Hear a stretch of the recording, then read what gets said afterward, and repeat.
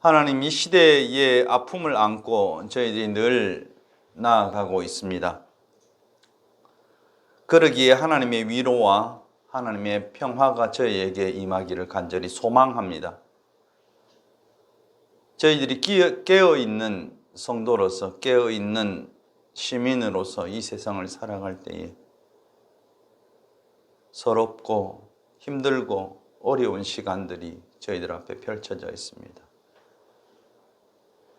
하나님, 이 나라에 언제 하나님의 나라가 임하게 될 것인지 저희들이 고민스럽게 지켜보고 있습니다. 하나님, 특별히 저희를 이렇게 주일날 같이 모여서 함께 사랑을 나누고 서로 위로하고 말씀을 통해서 우리의 삶의 방향의 지표를 다시 점검할 수 있도록 인도하심을 감사합니다. 하나님이 우리에게 2000년 전, 4000년 전 하나님의 말씀인 성서를 우리에게 허락하시고 이 성서가 우리의 시대에 뭐라고 말씀하시는지 또 읽고 보고 깨닫게 하심을 감사합니다. 오늘도 말씀이 육신이 되어 우리 가운데 거하시는 예수 그리스도와 성령의 역사를 저희들에게 보여주셔서 우리가 이 말씀을 읽을 때에 이해하고 깊고 엠마오로 내려가는 제자들이 가슴이 뜨거워진 것처럼 우리 세상을 향한 비전들이 뜨거워질 수 있도록 은혜를 더하여 주옵소서. 전하는 자와 듣는 자들이 함께 한 마음으로 귀한 시간이 되도록 주께서 인도하옵소서.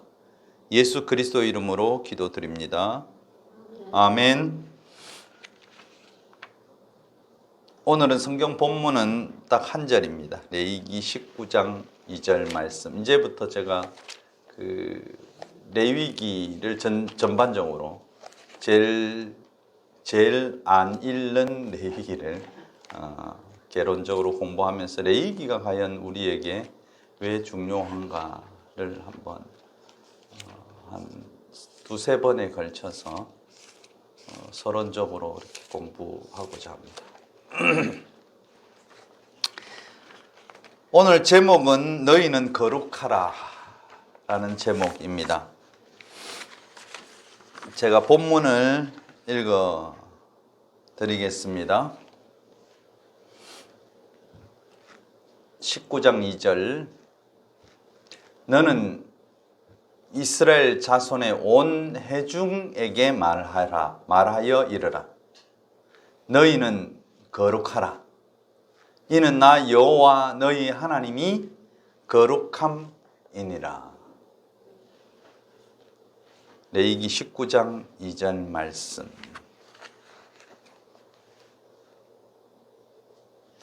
우리가 지난번까지 우리 창세기를 사실 개념적으로 이해하고 왔습니다. 그래서 창세기의 대부분 많은 장수를 요셉 이야기로 채워져 있고요.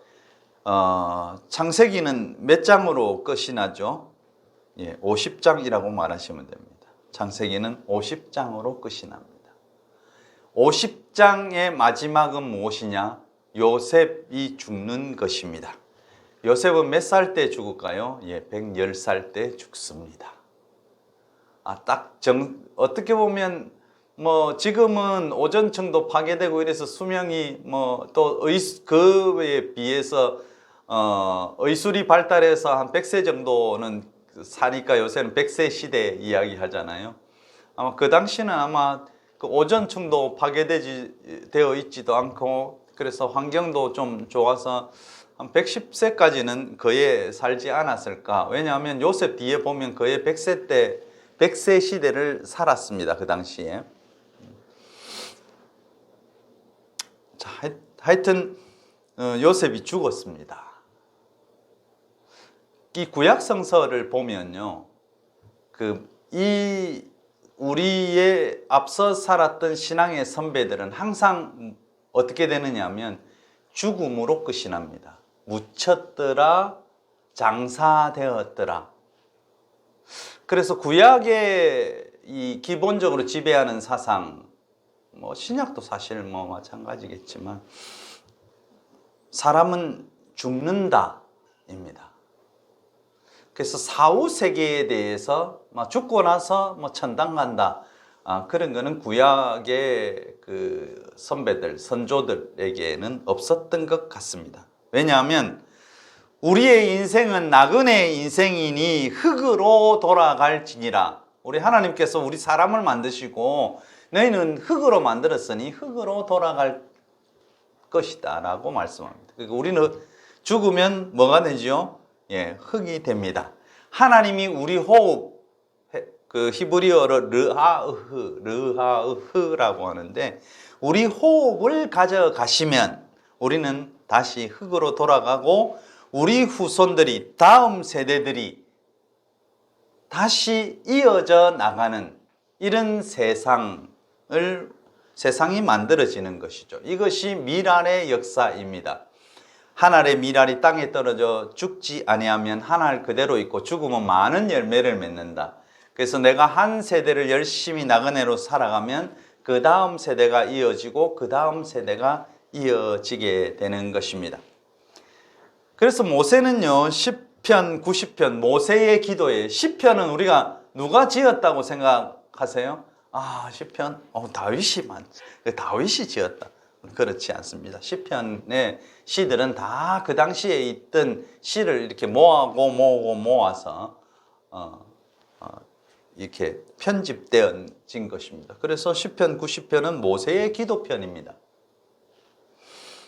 모세의 기도 중에 시편 90편 10절 우리가 너무나도 익숙하게 늘 듣는 그 말씀입니다. 우리의 연수가 70이다.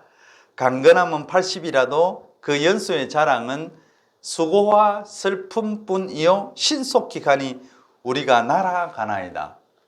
여러분 날아가는 걸 느끼십니까? 제가 저보다 나이 많으신 분도 있고 그렇지만 제가 이렇게 나이가 쭉 들어가면서 참 시간이 빨리 간다. 이런 생각을 정말 피부로 느낍니다.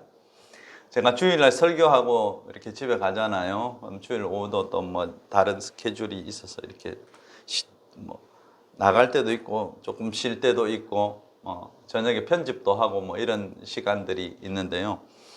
그래서 월요일을 맞이합니다. 그래서 월요일 맞이하고 눈 뜨고 감고 뜨고 이러다 보면 주일이 오고 있습니다.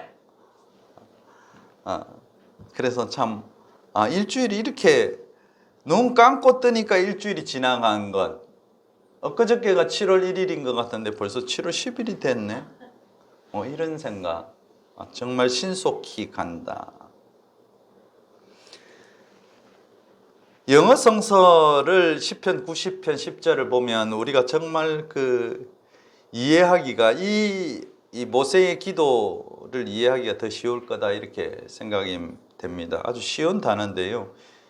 We can expect 70 years. 우리는 70년을 삶을 기대할 수 있지만 아마도 maybe 80, 80까지도 기대하고 하면서 살 수 있을 것이다. If we are healthy, 만약에 우리가 건강하다면 But even our best years, 우리가 최고의 가장 좋은 해조차, 시간이라고 생각합니다. 우리가 가장 좋은 시간을 가지고 살아간다 하여도 bring trouble, 어려움이 올 것이고 and sorrow, 슬픔이 우리에게 있을 것이다. 제일 좋은 시간이, 제일 좋은 때가 우리에게 있다 할지라도 우리가 건강해서 70과 80까지 살 수 있다 할지라도 그 시간들이, 우리에게 주어진 그 시간들이 가져다 주는 것은 trouble, 어려움과 sorrow, 슬픔이다. Suddenly our time is up. 갑작스럽게 우리의 시간은 끝나고 and we disappear. 우리는 사라진다. 갑작스럽게 우리의 시간은 time out 될 것이고요. 영어 성서는 time out이라 안 하고 time is up. 시간이 위로 올라가나? 이렇게 생각하지만 우리는 시간이 끝나고, 우리의 시간이 끝나고 우리는 사라진다. 제가 60을 바라보면서 손자가 태어나는 것을 보면서 참 세월이 빠르다. 그리고 나는 하나님 앞에서 나그네로 어떻게 살아가고 있는가 잠시 멈추고 생각하는 시간들이 요 사이 좀 많이 생기기도 합니다. 요셉은 자기의 인생을 마치고 110세에 애굽에서 죽고요. 그 다음에 그의 소망, 죽으면서 그의 유언이 뭐냐면 내 유고를 내 고향 땅에 좀 묻어도, 그래서 모세가 출애굽할 때 요셉의 유고를 가지고 그 요셉의 고향이 가나안 세겜 땅인데요. 세겜 땅에 가게 되는데 모세가 묻어줬을까요? 모세는 가나안 땅에 못 들어갔습니다. 그래서 여호수아가 그 다음에 유고를 가지고 가나안 세겜 땅에 묻히게 됩니다. 이제 이 창세기가 끝이 나고 사람의 요셉의 죽음으로 끝이 나고 이제 그 다음에 출애굽기가 가는데요. 출애굽의 모든 사건 중에 중심에 뭐가 있냐면 하나님께서 광야에서 이스라엘 백성들에게 이 레위기의 말씀을 주십니다. 이 레위기의 히브리어 이름이 명칭이 뭐냐면 와이크라라는 뜻입니다. 와이크라의 뜻은 뭐냐? 그리고 그가 부르셨다. 히브리어 성경은 모두 다 앞구절 앞에 있는 구절 가지고 제목을 정합니다. 우리가 창세기, 출애굽기, 레위기 이렇게 정하지 않고요. 얘들이 성경의 이름을 정하는 것은 제일 자기들의 히브리어 제일 앞에 있는 것. 그래서 히브리어에 와이크라 이렇게 써 있는데 1장 1절에 뭐냐면 여호와께서 해막에서 모세를 부르시고 그에게 말씀하여 이르시되, 요걸 가지고 그냥 그래 이게 와이크라, 그러니까 히브리어 이름은 레위기가 아니고 와이크라입니다. 그래서 헬라어로 번역하면서 70인용에서 그냥 레위 사람에 관한 책, 그리고 우리말 성서는 오늘 이 레위기를 그냥 레위기라고 부릅니다. 레위기에 사실 이 편집되고 기록된 연대는 뭐 4000년이 아니고요. BC 한 600년에서 400년 정도 사이에 이 레위기가 편집되고 정리되는 것입니다. 뭐 이해하시죠?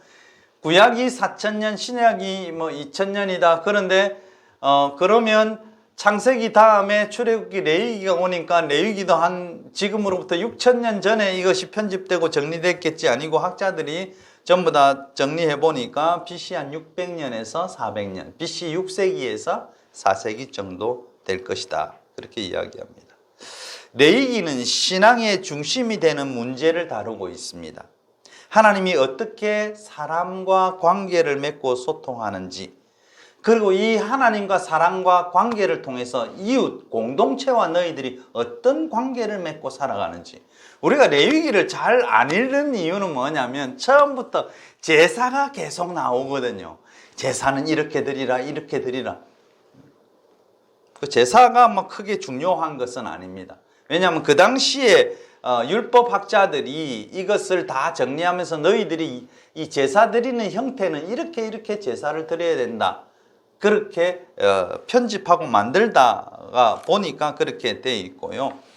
어떤 의미에서는 1장부터 16장까지는 이스라엘이 하나님의 선택된 백성이고 하나님에 대한 참된 예배는 이렇게 드려야 된다. 뭐 그런 형태의 내용입니다. 그러나 17장부터 26장에 가면 이 거룩함에 대한 개념을 확장시켜서 이제 만들어 나가기 시작합니다. 거룩이란 무엇인가?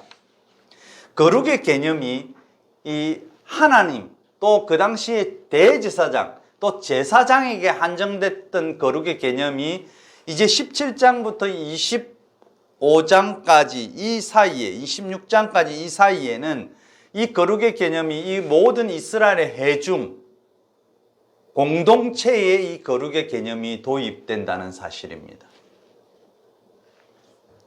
그러니까 함정되었던 거룩이 이 공동체 전체에게 펼쳐지는데요.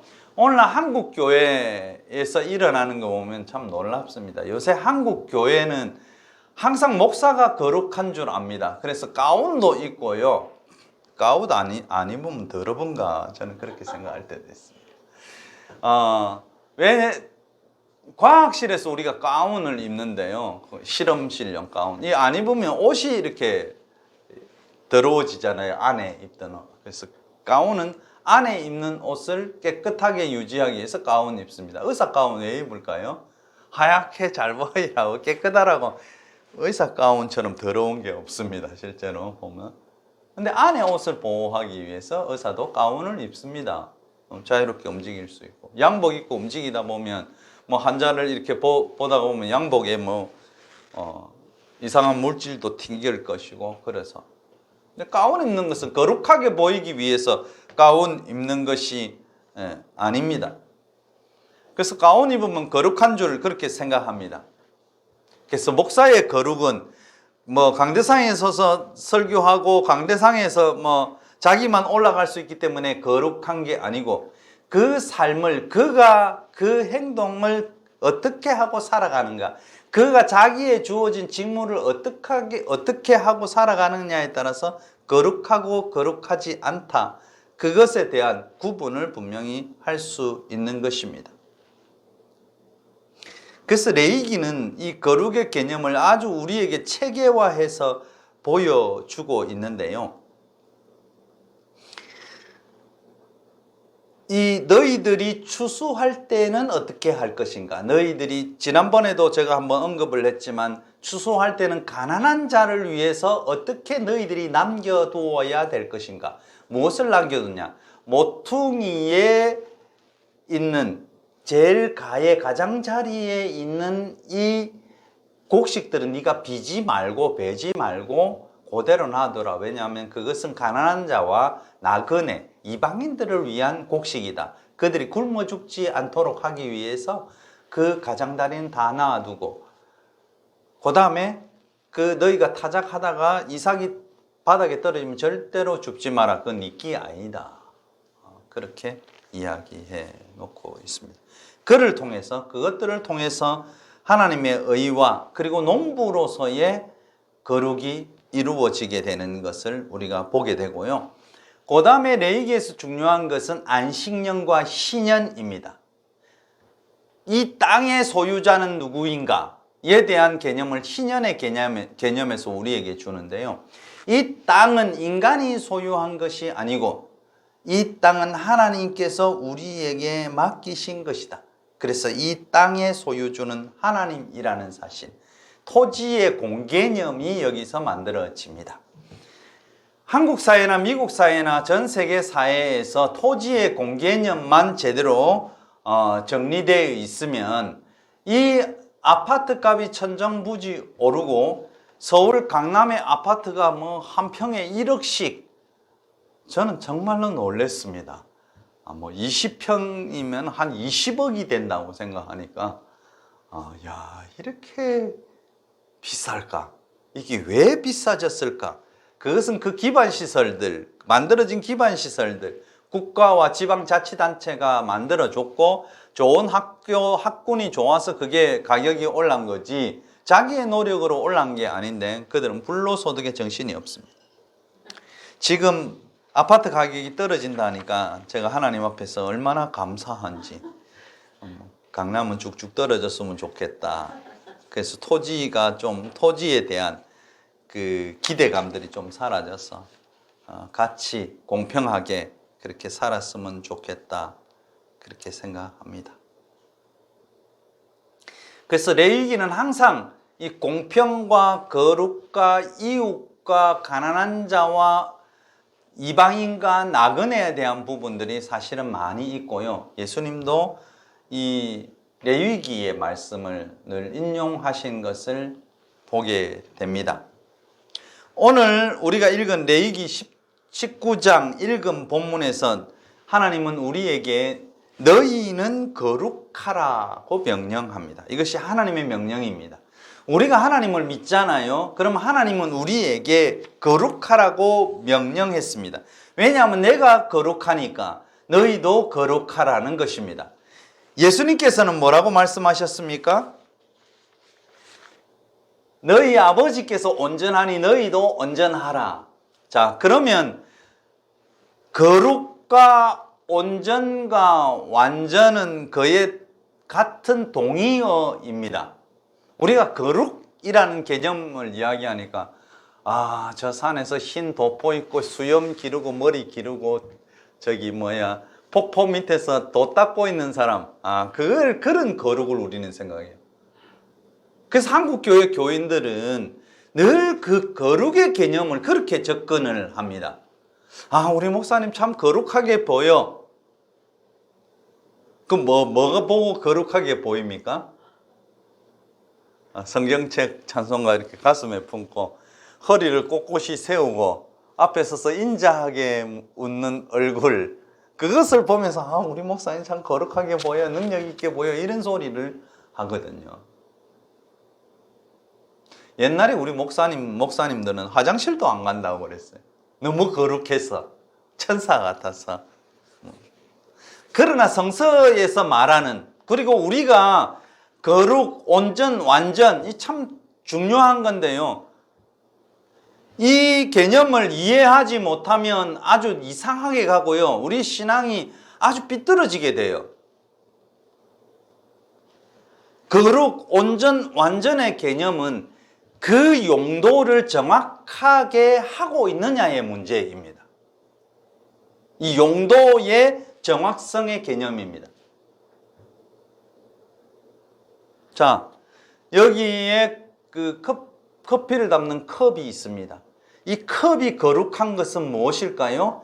여기에 커피가 담겨서, 그리고 우리가 맛있게 마실 때 이 커피를 담는 이 컵은 거룩한 겁니다. 완전한 겁니다. 왜냐하면 자기의 용도를 다 했기 때문입니다. 자기의 용도에 맞게 쓰임 받았기 때문에 이것을 거룩하다는 용어로, 완전하다, 그래 완전하네, 자기의 책무를 다했다는 의미의 온전입니다.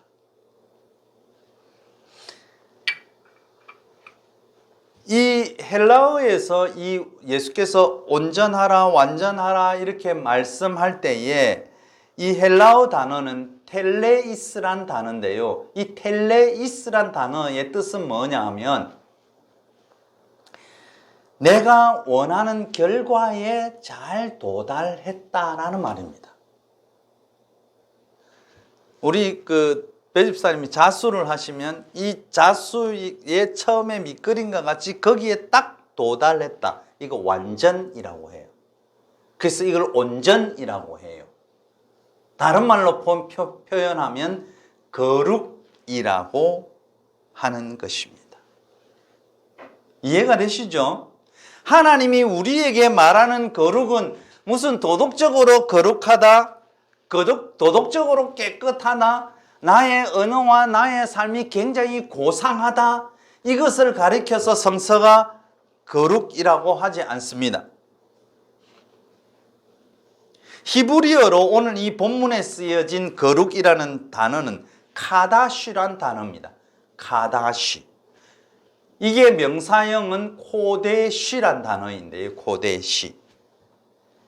이것은 구별하다, 아니면 일반화하다, 그의 일을 다했다라는 말입니다. 도덕적으로, 윤리적으로 죄 안 짓는 순결한 상태, 이것을 가리켜서 거룩이라고 말하지 않습니다. 예수님의 그 말씀에 가서 보면 우리는 도덕적으로, 윤리적으로 순결한 상태를 가질 수가 없습니다. 왜냐하면 예수님이 여자를 보고 참 이쁘네, 아이고 옆에서 한번 안고 싶네, 이러면 이 마음이 있다, 그러면 간음한 것이라 했어요.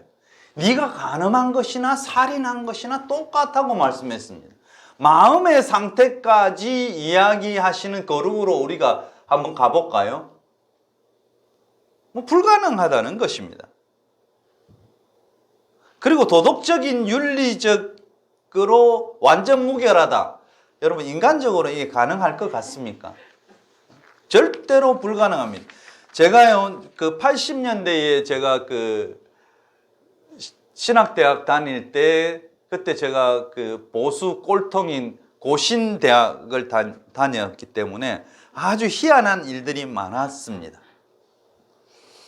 신학생들도 주일날 되면 절대로 버스 타지 않습니다. 돈 쓰면 안 되니까. 옆에 초청받아서 교회 설교하러도 가지 않습니다. 버스 타고 돈 쓰면 안 되니까. 또 교회에 나오시는 그 한 장로님은요, 주일날 예배에 와가지고 누구하고도 인사하지 않습니다. 경건해야 하니까. 제일 앞자리에 앉아서 옆 사람도 보지 않습니다. 앉아서 졸지도 않아요. 하나님 앞에 불경스럽게 졸다니 거룩한 내가. 앞만 봐요. 교회에 들어올 때 옆에 사람과 인사도 하지 않고 교회에 와서 옆 사람과 따뜻한 마음을 같이 하지도 않고 앞만 보고 기도하고 설교 듣고 가다가 예배 마치면 또박또박 집으로 갑니다. 그게 거룩인 줄 그 당시는 알았습니다. 근데 그 당시에 제가 이상하다고 느낀 것은 이 고신대학의 신학이 네덜란드 화란, 네덜란드의 그 신학자들의 영향을 받고 그 당시에 교수들이 네덜란드에서 다 많이 왔습니다. 근데 네덜란드가 어떤 나라냐 하면은요, 그 성매매를 합법화한 나라입니다. 네덜란드는. 그래서 성노동자들을 국가에서 보호하고 그들을 착취하는 것에 대해서 법적으로 금지해 놓은 나라입니다. 그 나라에서는 이게 문제가 안 돼요. 도덕적으로 생각하면. 왜냐면 합법이니까. 그 우리나라에서 생각할 때 우리가 불법만 안 지르면 내가 그 윤리적으로 도덕적으로 문제가 아니라고 생각합니다. 그죠? 여러분, 도덕적으로 윤리적으로는 내가 완전히 뭘로 판단합니까? 법적인 것, 도덕적인 건. 유럽에서는 도덕적으로 윤리적으로 술 먹는 거 전혀 죄가 아닙니다. 그죠? 술 먹는 게 그리스도인들이 맥주 마시는 거는 당연한 겁니다. 왜냐하면 음료수니까. 밥 먹을 때 맥주 마시고 밥 먹을 때 포도주 마시고, 포도주 도수가 얼마나 높아요? 우리가 먹는 맥주 이거 비교가 되지 않습니다. 근데 죄가 안 됩니다. 근데 한국 교회는 죄가 됩니다. 장로 될 사람이 술 마시는 거 봤다? 그러면 건덕상 문제가 있다 그래서 장로 안 돼요. 근데 장로 되고 나면 술 잘 드시더라고요. 참, 그러면 그때는 죄가 아닌가 그런 생각을 합니다. 이 도덕적인 것은 각 나라의 기준마다 다 다르다는 것입니다. 그럼 신부님은 제가 보기에 우리나라 사람들이 신부님이 더 거룩하다고 생각하거든요. 목사들보다 100번 거룩하다.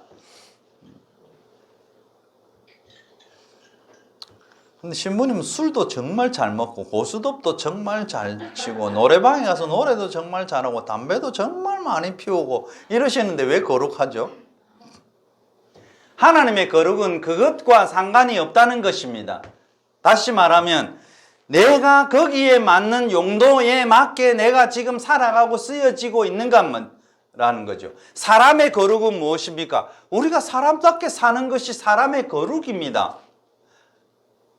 결혼을 했다면 남편과 아내가 서로 사랑하고 살아가고 자녀를 잘 양육하는 것, 그것은 저와 여러분의 거룩입니다. 그렇지 않습니까? 성서는 우리에게 이렇게 복잡한 개념으로 목사들이 이것을 교회에서 가르치면서 이상하게 포장해 왔기 때문에 우리의 거룩의 개념이 아주 이상해졌어요. 그래서 40일간 산에 가서 막 기도하고 얼굴에 광채가 생긴 것 같이 내려온 것, 우리 목사님 거룩하다. 그 거짓말입니다. 그 틀린 것입니다. 아주 고상한 언어로 허접하다 이렇게 표현합니다. 지금 이 세상에 얼마나 허접한 기독교의 이 내용, 개념 정리가 안 되다 보니까 이 거룩은 그냥 교회 와서 살면 거룩하다고 생각하는데 전혀 그렇지 않습니다. 하나님이 우리에게 원하시는 것은 교회로 우리를 부르셔서 이 세상으로 다시 나가라고 했고 세상의 영향력을 비추라고 했습니다. 그래서 너희는 세상의 빛과 소금이다.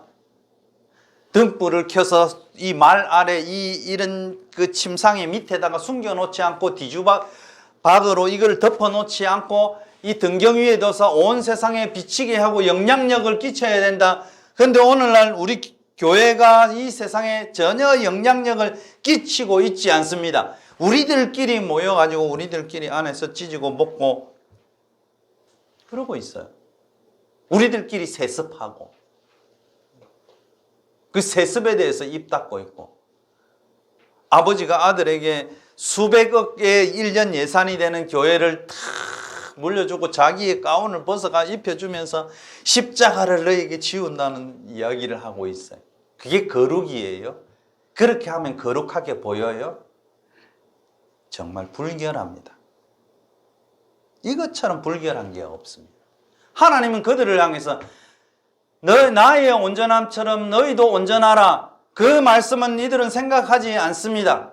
내가 거룩하니 너희도 거룩하라. 이 말씀은 그의 가슴 속에 와닿지 않습니다. 그냥 바깥으로 거룩하게 보이고 애헴하고 있고 새벽기도 나오면은 모든 신자들이 교회 교통을 관리하는 집사님들이 쭉 서서 그 옆에서 목사님 조심해서 어서 오십시오 안내하고 왕처럼 대접받는 것 그것이 거룩한 모습이라고 그렇게 생각합니다. 그것이 거룩이라고 생각합니다. 전혀 거룩하지 않습니다. 왜냐하면 예수님께서 대접받으려거든 먼저 대접하라고 말씀하셨습니다. 그건 다 필요 없고 자전거로 오셨다면 저는 이해할 수 있겠어요. 걸어서 교회 새벽기도 때 오신다면 이해할 수 있어요. 걸어서 주일 낮 예배 오신다면 충분히 이해할 수 있습니다. 근데 비서가 운전해 주는 차에 내리면서 허리 꼿꼿이 세우고 거룩한 척하는 그것은 거룩이 아니라는 것이죠. 그것은 하나님의 종으로서 하나님의 사람으로서 해야 될 일이 아니라는 것이죠. 예수께서는 우리에게 낮은 자리에 가라고 늘 말씀했습니다. 성서가 오늘 여기에 우리가 레위기에서 말씀하시는 거룩의 개념은 네 용도에 맞게 살라는 것입니다. 네가 사람이면 짐승처럼 살지 말고 사람처럼 사는 것이 너희의 거룩이라는 것입니다. 네가 성서를 100번 읽고 성서를 1000번 읽는 것이 거룩이 아니라는 것입니다. 네가 일주일 동안 어떤 목사님이 일주일 동안 신자들도 만나지도 안 하고 밥도 뭐 가가지고 점심도 같이 식사하지도 안 하고 뭐 이런데 그래 왜 그러냐? 일주일 동안 목양실에만 아침부터 저녁까지 나와 있대요. 신자들은 거기서 기도하고 설교 준비하는 것 같지만 전혀 그렇지 않습니다. 교회에 나와 있다고 거룩한 것 아닙니다. 거룩한 것은 언제 거룩하냐? 목회자면 성도들과 또 만나기도 하고 같이 밥 먹으면서 웃기도 하고 이야기도 하고 어려움도 좀 들어주고 조금 모질해도 그래 뭐 그럴 수 있지 이렇게 생각하고 그렇게 이야기하고 교제하며 살아가는 것이 목사들의 거룩함입니다. 성서의 거룩은 어떤 사물이든 어떤 생명의 존재이든 자기의 용도에 맞게 쓰여지고 그 주어진 일에 잘 감당하고 마치는 것 이것이 거룩입니다. 회사에 나가서 노동자의 거룩, 노동자의 완전 무엇입니까? 주어진 시간에 열심히 최선을 다해서 농땡이 치지 않고 일하는 것 그것은 회사원의 거룩입니다. 농부의 거룩은 무엇입니까? 씨를 심고 가을에 잘 수확하고 열매를 거두는 것 그것이 농부의 거룩이요 농부의 온전이요 농부의 완전입니다. 하나님은 만홀히 여김을 받지 않는다 했는데 이 말은 뭐냐면 콩 심은 데 콩나게 하시고 팥 심은 데 팥나게 하는 겁니다. 하나님은 안 심었는데 그걸 거두시는 하나님도 아니에요. 그래서 하나님은 아주 공정하신데요. 성서는 우리에게 그래서 거룩이 뭐냐? 네가 콩을 심었어? 그래 콩을 거두면 그거 너희의 거룩이야. 그것이 농부의 거룩이에요. 나에게 자녀를 주었습니다. 그 자녀를 사랑으로, 기쁨으로, 기꺼이 잘 양육해 나가서 다음 세대를 이루게 만드는 것, 그것이 나의 거룩입니다. 엄마 아빠의 거룩입니다. 거룩은 행동의 거룩을 이야기하는 것이 아닙니다. 거룩하게 발걸음을 띄고 거룩하게 무슨 가운을 입고 그것이 성서는 거룩이라고 하는 것이 아닙니다. 거룩은 노동자로서 최선을 다했을 때 노동자의 거룩이고, 장사하시는 분은 정확하게 장사 이익을 남기고 저울을 속이지 않고 장사하시는 것, 그거는 장사하시는 분들의 거룩입니다. 기업가의 거룩이 무엇일까요? 급여 제때 주고 안전을 잘 확보해 주고 자기와 함께 이 회사를 이끌고 나가는 노동자들에게 사랑을 베풀고 많이 남았다면 그들과 나누고 이웃과 나누고 이 사회와 나누는 것, 그것이 기업가의 거룩입니다. 정치가의 거룩도 마찬가지입니다. 오직 국민들이 어떻게 편안하게 살 수 있을까? 이렇게 물가가 없는데 내가 대책이 없습니다. 이런 소리 하는 정치인이 아니고요. 같이 머리 맞대고 여든 야든 같이 머리 맞대고 이 공경을 어떻게 헤쳐나갈지 같이 연구해 봅시다. 내가 대통령을 처음 해봐서 그런데 같이 연구해 봅시다. 이렇게 말하는 것이 옳은 거예요. 정치인으로서 거룩하지 않은 것들이 바로 그런 겁니다. 모든 책임은 자기가 져야 하는데 그 책임을 다른 사람에게 미루고 다른 정권에 미루고 국민에게 미루고 이러니까 거룩하고 온전하고 완전하지 않는 것입니다. 사랑하는 성도 여러분, 우리가 하나님 앞에 거룩하다는 것은 내가 하는 말이 아주 고상하고 윤리적이고 도덕적이고 그렇지 않습니다. 그것으로 성서는 거룩이라고 하지 않습니다. 거룩은 자기에게 주어진 자기 존재로서 내가 주어진 일을 성실하게 온전하게 이루어가는 것입니다. 우리는 늘 거룩의 개념을 생각할 때에 그냥 컵이 어떻게 하면 온전해지고 거룩하지? 내가 하는 일이 어떻게 이렇게 완성이 탁 되어서 멋진 작품이 되지? 이것이 거룩이라는 것을 잊지 마시기 바랍니다. 우리의 마음속에는 항상 다른 사람과 좀 나는 특별해야 돼, 구별돼야 돼 라는 생각들이 우리 속에 늘 있어요. 얼마나 교만한지 몰라요. 저도 마찬가지인데요. 나는 남과 좀 달라야지. 으쓱할 게 있어야지. 늘 우리는 그런 생각을 해요. 그러나 우리 하나님 앞에서 다 똑같습니다. 하나님 앞에 우리 갈 때 다 흙으로 아무것도 없이 갈 것이고요. 특별한 거 아닙니다. 우리 하나님 앞에 다 동일한 사람입니다. 내가 특별하게 머리가 좀 좋아서 공부를 잘하는 거지 죽을 때는 똑같이 다 죽습니다. 하나님께서 우리 호흡을 가지고 가시면 그것이 끝입니다. 내가 재산이 많든 적든 내가 어떤 얼굴을 성형을 해서 멋지게 이쁘게 만들었던 죽으면 끝입니다.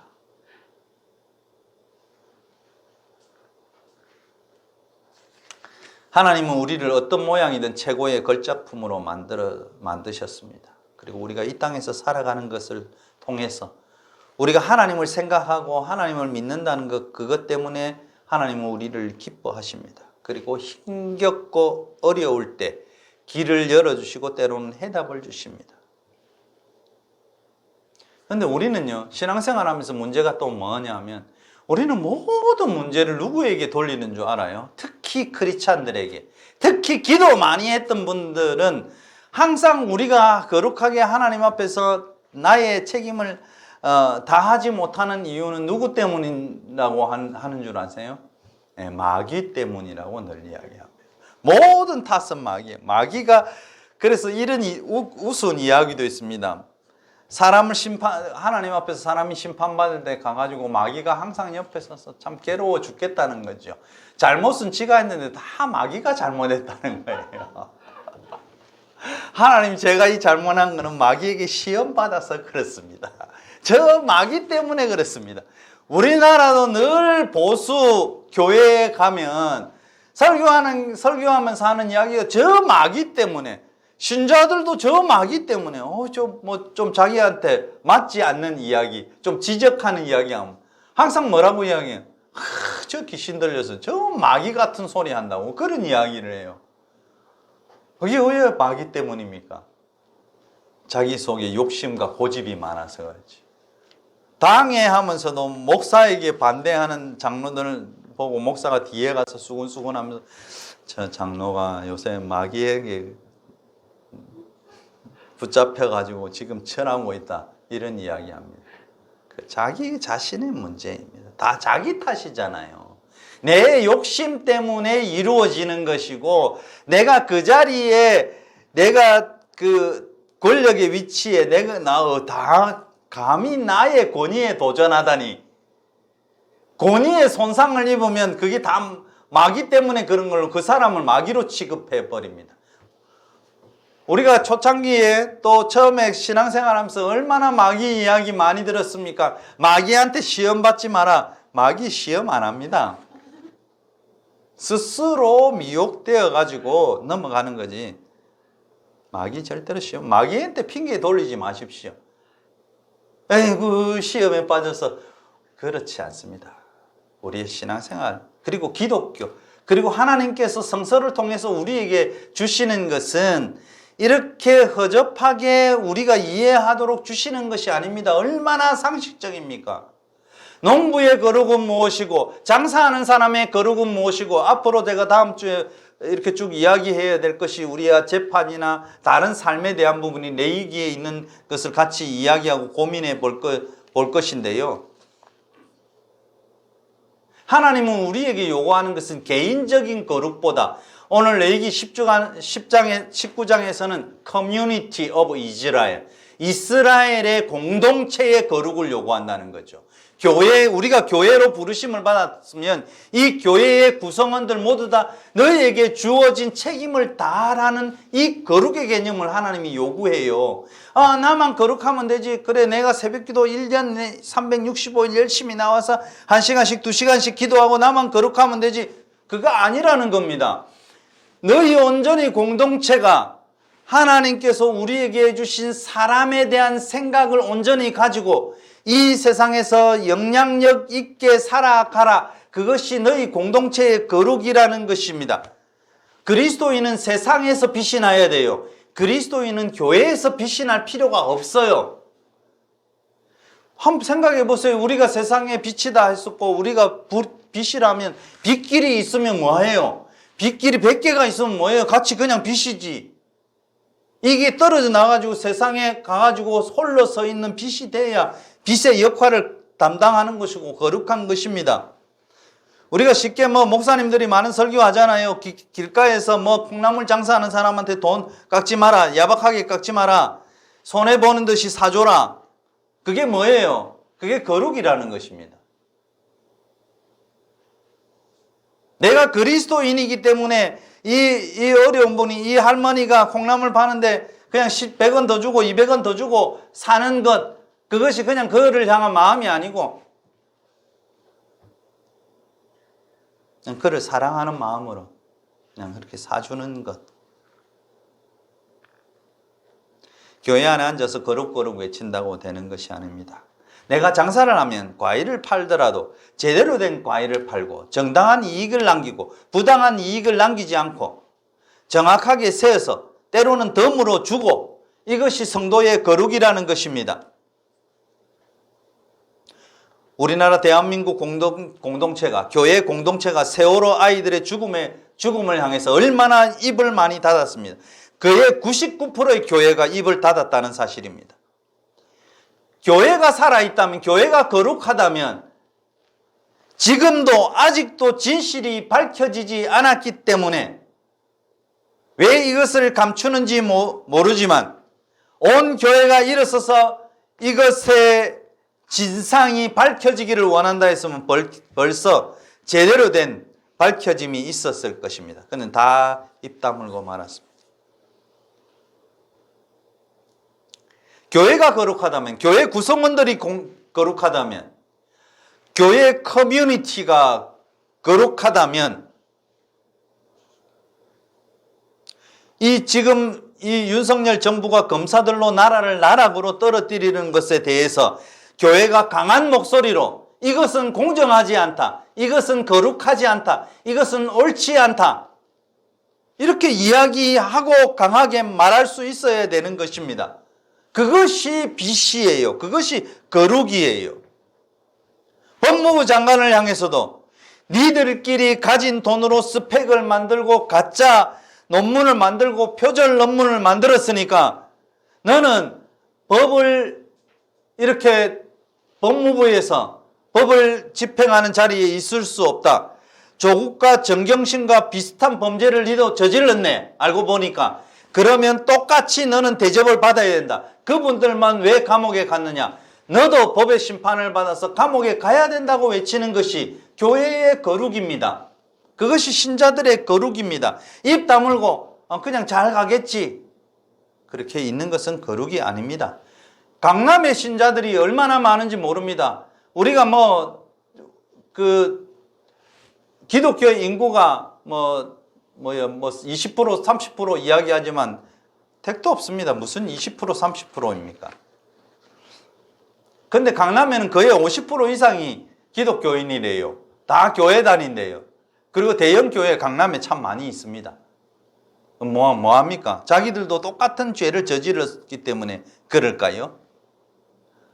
부당하게 돈 주고 스펙을 만들고 부당하게 돈 주고 논문을 쓰고 가짜 논문을 쓰고 남의 논문을 가졌다가 표절해서 범죄를 저지르고,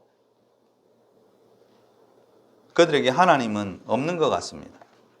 그 교회에 하나님은 계시지 않는 것 같습니다. 개인의 거룩은, 교회의 거룩은 공동체의 거룩을 통해서 이루어지게 되는 것입니다. 불의에 항거할 때 입 다물고 있으면 교회의 거룩이 아닙니다. 교회에 와가지고 주여 주여 우리나라를 불쌍히 여겨주십시오, 남북 통일을 해주십시오, 우리는 절대로 이 세상을 향해서 손들고 막 외치고 데모하지 않겠습니다, 그것이 아니에요. 하나님은 이런 거룩을 우리에게 원치 않습니다. 세상의 빛이라면 비춰야 되고 소금이라면 음식에 들어가서 맛을 내야 되는 것입니다.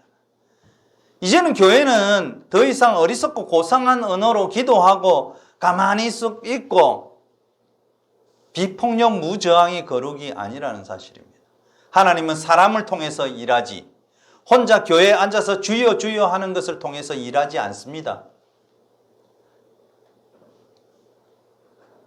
교회의 거룩은 어디 가고 세상에서 영향력을 전혀 발휘하지 못하는 교회, 그러니까 교회가 죽은 것과 마찬가지입니다. 교회는 그래서 죽은 것입니다. 예수님이 말씀하신 것처럼 돌 위에 돌 하나 남기지 않고 예루살렘 성전을 다 폭파하겠다, 예루살렘 성전이 다 폭파될 것이라고 말씀하셨는데 그 말씀대로 예루살렘 성전이 돌 위에 돌 하나 남지 않고 다 폭파되었습니다. 없습니다.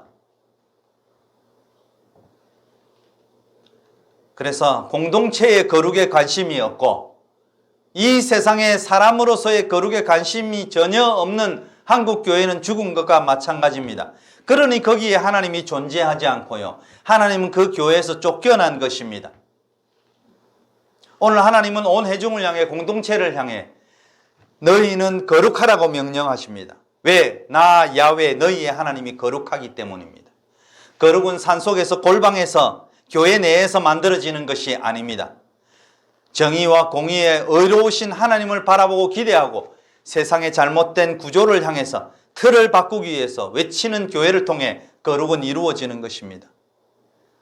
사랑하는 성도 여러분, 우리가 주님으로 믿는 예수 그리스도는 하나님이 온전하신 것처럼 너희도 온전하라고 레위기 말씀, 오늘 우리의 본문의 말씀을 인용해서 우리에게 주셨습니다. 우리의 삶의 현장에서 자신보다 약자에게 갑질하지 마시고, 내가 배웠다고 우쭐대지 마시고, 불법으로 부자 되는 것을 하나님의 축복이라고 착각하지 마시고, 나누고 함께하고 대접하고 사람을 사랑하는 것으로 하나님의 거룩을 이루어 나가는 우리 거룩한 공동체가 되시기를 바랍니다.